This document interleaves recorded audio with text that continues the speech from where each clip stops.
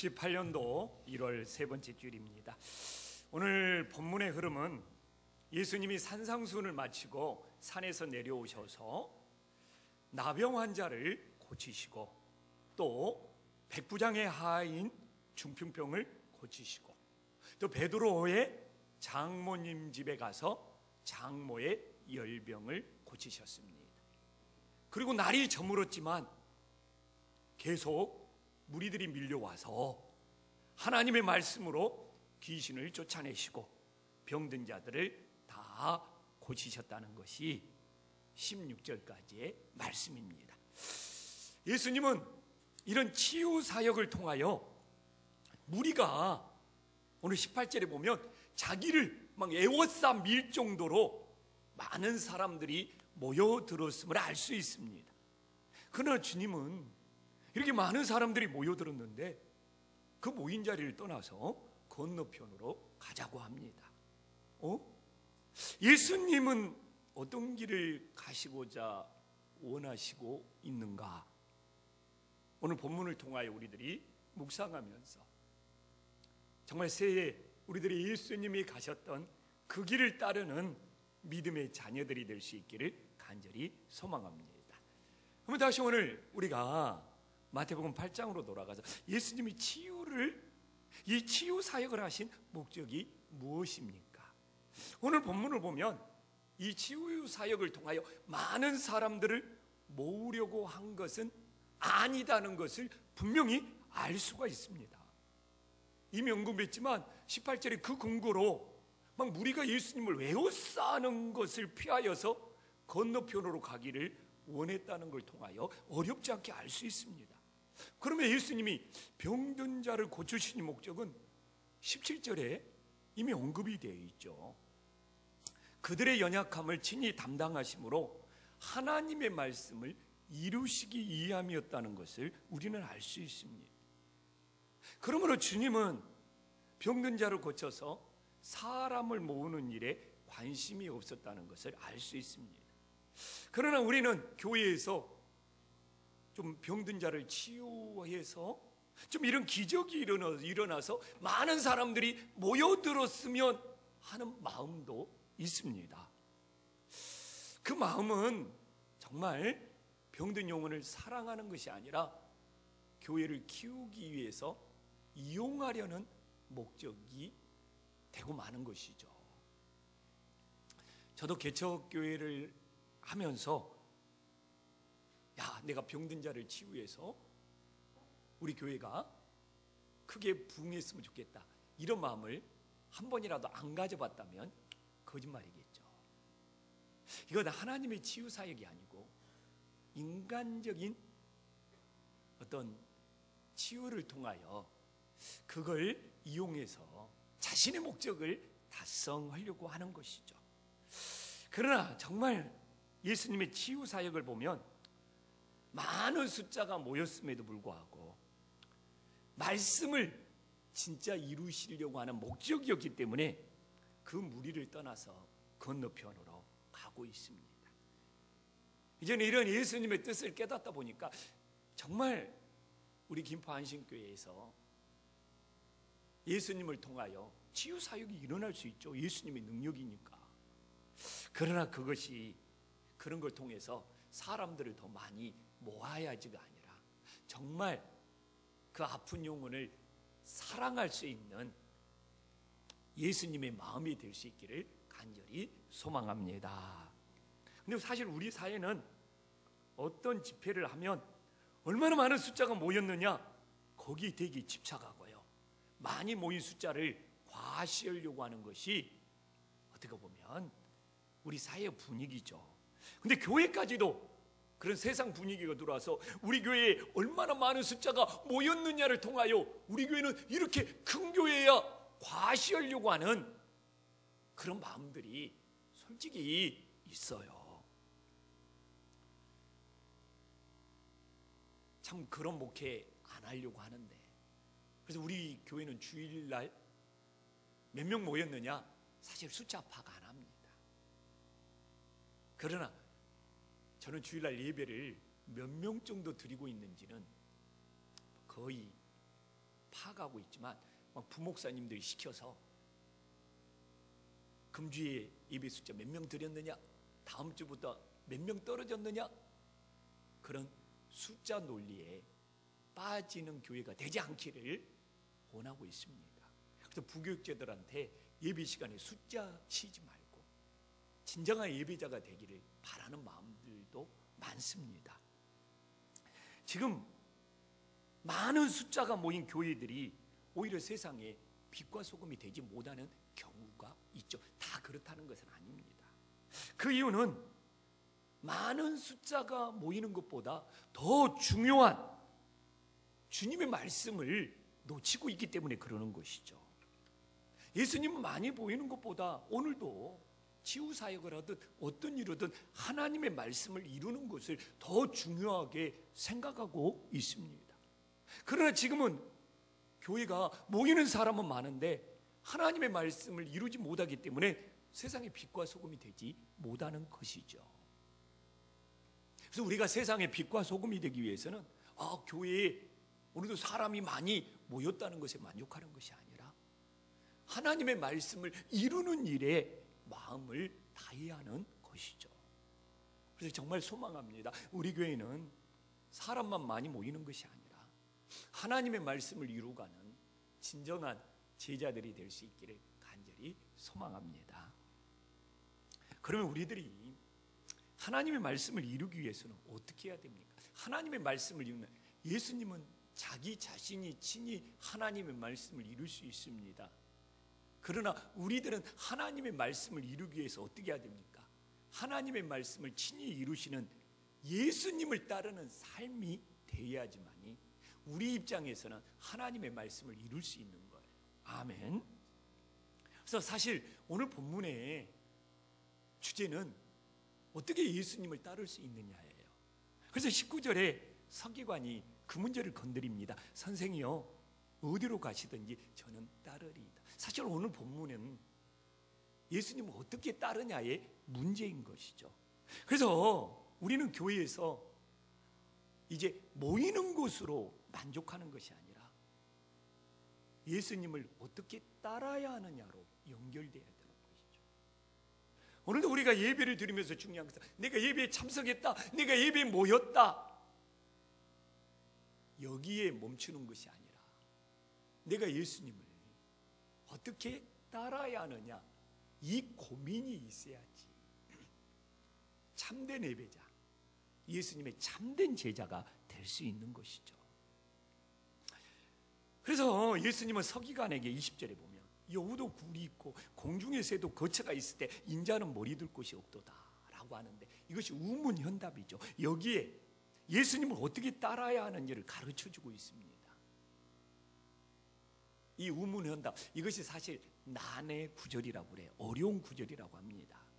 그런데 여기에 주님은 자신이 머무는 거처를 따라다니는 것이 아니라 자신의 뜻을 따라야 되는 것을 말씀하고 계시죠. 그래서 오늘 본문에 이 여우와 공중의 새를 어떻게 해석하느냐에 따라서 예수님을 어떻게 따라야 되는지를 알 수 있다고 합니다. 근데 이 기독교 역사에서 많은 목사님들이나 시장자들이 여우와 공중의 새에 있어 정말 많은 다양한 해석들을 말씀해 주고 있어요. 어떤 해석들을 하고 있는지 제가 한번 소개를 해볼게요. 첫 번째 해석으로는요, 공중의 새를 말씀의 씨앗을 먹는 마귀로 비유하고요, 여우는 사람을 속이는 교활한 마음으로 비유합니다. 근데 그렇게 해석하는 근거가 있어야 되잖아요.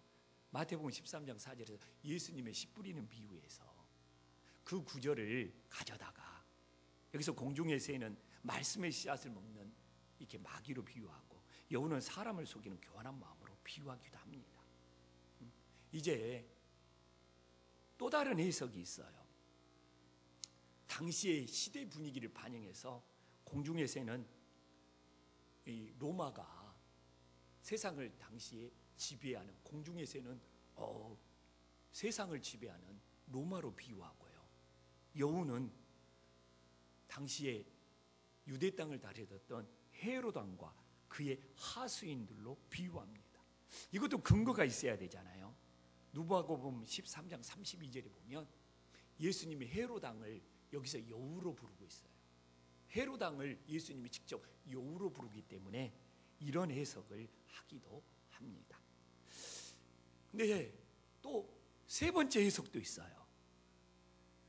이걸 일반적인 해석인데, 여우와 공중에서는 오늘 본문에 보면 세상에 거처가 있는데 예수님은 거처가 없이 나그네로 살았다는 겁니다. 그 이유는 하나님 나라에 거처가 있었기 때문이죠.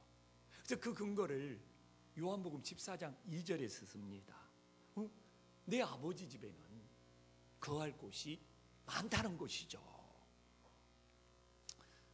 가장 저는 무난한 해석이라고 생각합니다.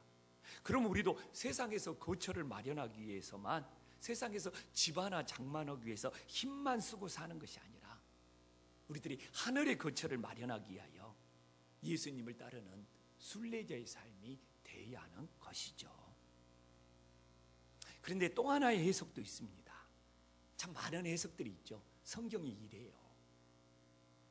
여우와 공중에서는 세상에 거처가 있지만 예수님은 세상에 거처가 없잖아요. 그래서 우리 몸이 하나님의 몸은 성전이 되어야 된다는 것이죠. 예수님은 세상에 몸을 거처가 없다는 것은 바로 내 몸이 하나님의 성전이 되어서 내 안에 예수님이 몸은 거처가 되어야 된다는 이런 해석을 하기도 합니다. 그 근거로 바울이 말했던 고린도전서 3장 16절에 너희가 하나님의 성전인 것과 하나님의 성령이 너희 안에 거하시는 것을 알지 못하느냐, 그걸 근거로 듭니다. 참으로 은혜로운 해석들입니다. 근데 저는 이 네 가지 해석을 보면서 무언가 빠져있다는 허전한 느낌을 가졌습니다. 제가 말했잖아요.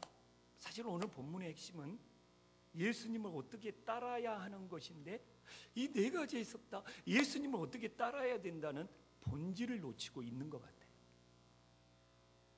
정말 은혜로운 해석들이에요. 근데 이런 해석들은 모여서 와, 하나님 말씀 잘 풀었다, 이런 감동은 받을 수 있지만 예수님을 따르는 믿음으로 연결시키기가 힘들어요.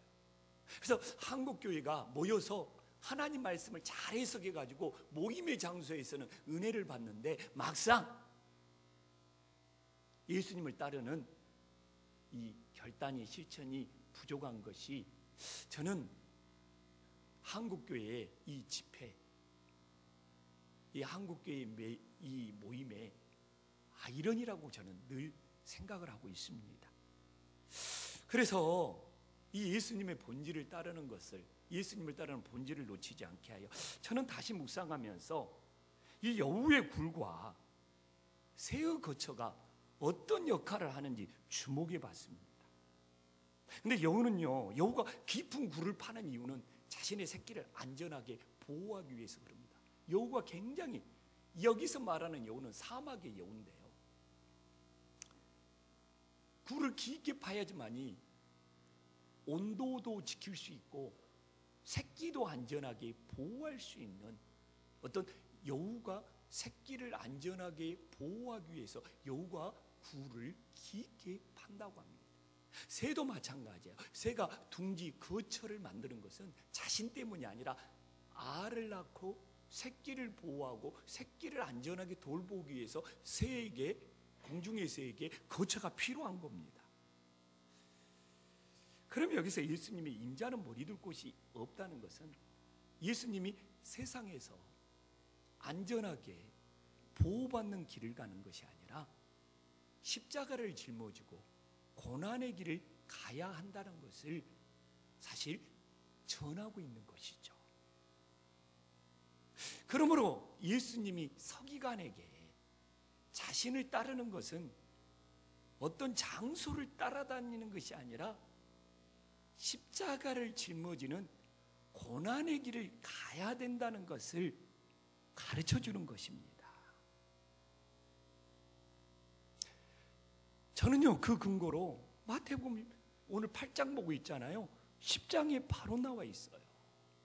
자, 우리 한 목소리 한번 읽어보겠습니다. 시작.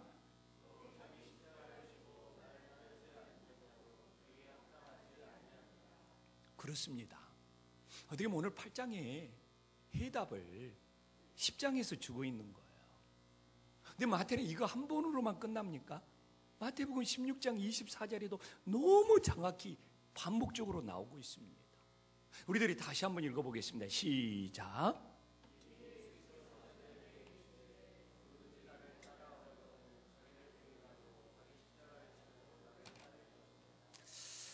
그래요. 제가 여러 가지 해석을 소개했지만 이 예수님을 따르는 문제로 접근하면 예수님을 따르는 것은 편안하고 안전한 길이 아니라 자기 십자가를 짊어지고 정말 이 고난의 길을 가셨던 예수님을 따르는 것이 진정한 따름이라는 것을 묵상하는 것이 본문을 저는 가장 바르게 이해하고 우리들의 삶에 적용할 수 있다고 생각을 합니다. 그래서 우리들이 교회에서 정말 모이는 것에만 만족하지 말고 성경을 어떻게 풀어서 은혜 받는 것에만 만족하지 말고 이 자기 십자가를 지고 예수님을 따르는 제자들이 되어야 한다는 것이죠. 그래서 오늘도 내가 짊어져야 할 자기 십자가가 뭐냐? 내가 가정에서 짊어져야 할 자기 십자가가 뭐냐?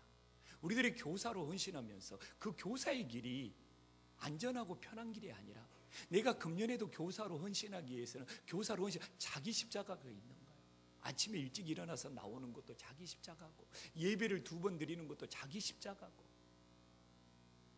이 자기 십자가가 없이는 예수님을 따를 수 없다는 것이죠. 그러나 이렇게 본문을 묵상하지 아니하면 뭐 예수님의 거처가 내 마음이 되어야 된다. 뭐 공중에서는 뭐 로마다, 공중에서는 마귀다. 다 은혜스러운 해석인 것 같지만 내가 어떻게 예수님을 따라야 하는지에 대해서는 결단을 못 주는 거예요. 그러나 진짜 예수님을 따르는 것은 편안하고 안전한 길이 아니라 어느 곳에든지 자기 십자가가 있다는 거예요. 그래서 예수님은 인자는 머리 둘 곳이 없는 거예요. 안전하고 편안한 길이 아니기 때문에 고난의 길, 십자가의 길이기 때문에. 근데 이렇게 서기관에 대한 답변이 끝나자 또 한 제자가 오늘 21절에 보면 불쑥 끼어듭니다. 그렇잖아요. 사건이 마무리되는 것이 아니라 제자 중에 한 사람이 주여 내가 먼저 가서 내 아버지를 장사하게 허락하옵소서. 예수님은 여기서는 더 따르는 것에 대해서 단호하게 말씀하시죠. 죽은 자들이 그들의 죽은 자를 장사하게 하고 분명히 말하죠. 너는 나를 따르라. 그래서 이 본문은 따르는 거예요. 너는 나를 따르라. 그러면 이제 이 22절을 문자적으로 보면 어떻게 죽은 자들이 죽은 자를 장사할 수가 있겠습니까? 불가능한 것이죠. 이런 경우는 앞에 죽은 자는 무엇이고 뒤에 죽은 자는 무엇이냐를 우리가 따져봐야 되는 것이죠. 앞에서 죽은 자는 영원히 죽은 자들을 의미하는 거고 뒤에서 죽은 자들은 육신이 죽은 자들을 의미한다는 것을 묵상하면 어렵지 않게 알 수 있습니다. 앞에 죽은 자들은 영원히 죽은 자들인 것이죠. 뒤에 죽은 자들은 육신이 죽은 자들이고, 그리고 사실 앞에 있는 공중의 새와 여우를 연결하면 영원히 죽은 자들은 짐승보다 더 못한 인생이 될 수도 있는 것입니다. 사실 우리의 영혼이 죽어 있다면 짐승보다 더 무서운 하나님의 심판을 받아야 하는 거예요. 그래서 오늘 예수님께서는 우리의 영혼이 죽지 않고 구원을 받기 위해서는 어떻게 해야 된다? 예수님을 따라야 된다는 것을 강조하고 있는 거예요. 무슨 장례를 치르지 말아라는 것이 아니라 너희들의 영혼이 죽지 않고 너희들의 영혼이 살아서 구원받기 위해서는 예수님을 따르는 그 길밖에 없다는 강력한 메시지를 전해주고 있는 거예요. 그래서 오늘도 똑같습니다. 우리의 영혼이 살았느냐? 우리의 영혼이 죽었느냐에 따라서 예수님을 따를 수 있고 예수님을 따르지 못할 수도 있는 거예요. 오늘도 여기서 우리 영혼이 죽어 있다면 이 자리에 모여서 은혜 받았네 어쩌네 평가는 할 수 있지 모르지만 예수님을 따르는 것은 불가능하다는 것이죠. 우리의 영혼이 살아있을 때 예수님을 따르는 것이 우리의 가장 중요한 믿음이 됨을 깨달으시기를 간절히 소망합니다. 근데 오늘 본문에서 21절에 이 제자가 한 말을 보면은 먼저라는 말이 나오고 있습니다. 예수님을 안 따르겠다는 것은 아니에요. 그냥 먼저 아버지 장례 치르고 와서 예수님 따르겠다는 거예요. 근데 여기서도 예수님은 그 메시지를 전하니 우리의 영혼이 죽어 있으면 무엇이 먼저인지를 모른다는 것이죠. 우리의 영혼이 죽어 있으면 무엇이 먼저인지를 분별할 수가 없다는 겁니다. 우리의 영혼이 살아있어야지만이 주일날 예배 드리는 것이 가장 먼저이지 우리의 영혼이 살아있을 때 예수님을 따르는 것이 가장 먼저인 줄을 알 수가 있다는 것이죠. 그래서 예수님을 따르는 것은 죽은 사람을 장례 치러서 땅속으로 보내는 것이 아니라 장례를 치르기 전에 먼저 죽은 영혼을 살려내는 것이 기독교의 본질이죠. 죽은 자들을 장례 치러서 땅속으로 보내는 것이 기독교의 사명입니까? 죽은 영혼을 살려내서 천국으로 보내는 것이 기독교의 사명이죠. 예수님이 그 이야기하는 거예요.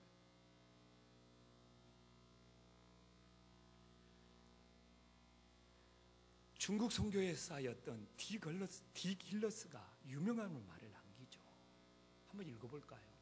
제 가슴에 꽂힌 말입니다. 한 목소리 읽어보겠습니다. 시작.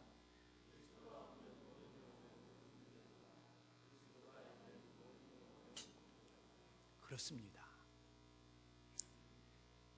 그리스도의 영혼이 없으면 그 사람은 선교지가 되는 거예요. 내 안에 그리스도의 영혼이 있으면 나는 선교사가 되는 거예요. 이 둘로 나눠집니다. 이 땅에도 그리스도가 없는 영혼들이 많기 때문에 이 땅도 선교지예요. 어떻게 보면 교회 안에서도 선교지가 될 수 있어요. 교회 안에서도 죽은 영혼들이 있다면, 그리스도가 없는 영혼들이 있다면 선교지가 되는 것이죠. 만약 우리 안에 그리스도가 있다면 우리는 선교사가 되어야 되는 것이죠.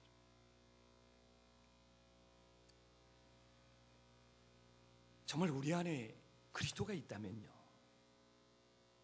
그리스도가 없는 선교지들이 얼마나 많습니까? 근데 이 자기 십자가를 지어야 돼요. 그래야지 복음을 전파해서 먼저 그들의 영혼을 살리는 정말 선교사들이, 교사들이, 하나님의 자녀들이 될 수 있기를 간절히 소망합니다. 기도하겠습니다.